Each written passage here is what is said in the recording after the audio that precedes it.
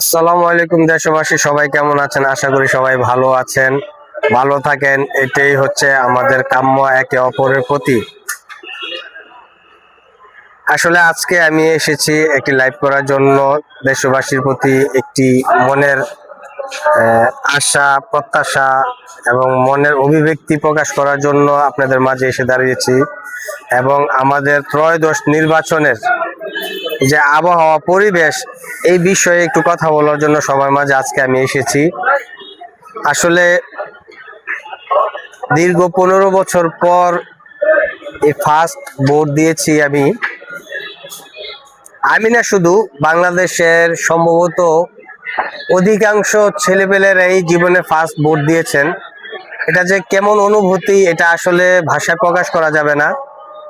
So আমি আমার দিক থেকে বলতে পারি যে আমি ভোট দিতে গিয়ে ঈদ আসলে, ছোটবেলায় ঈদ আসলে যে আনন্দটা ফিল করতাম, ঠিক এতটুকু বয়সে ভোট দিতে গিয়ে আমি সেই আনন্দটুকু ফিল করেছি।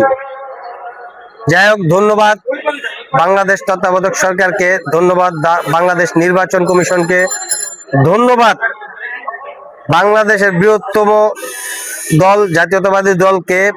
তারা খুব সুন্দরভাবে সুষ্ঠু নির্বাচন সাধারণ মানুষকে উপহার দেওয়ার জন্য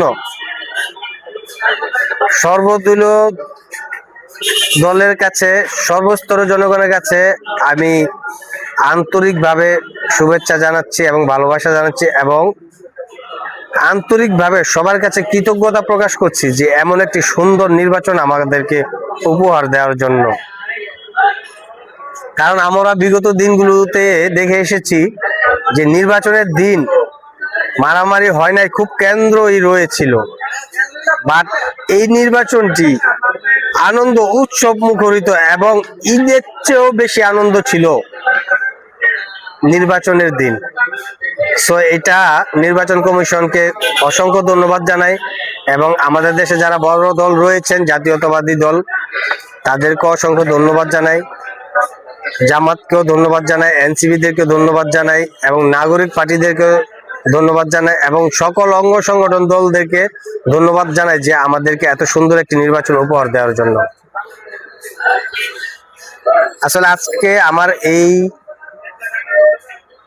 প্রতিবেদনে আসা, আমার এই মনের আশা ব্যক্ত করার একটাই উদ্দেশ্য যে আমরা যেই দলই করি না কেন, দলের ঊর্ধ্বে গিয়ে আমরা কিছু করব না।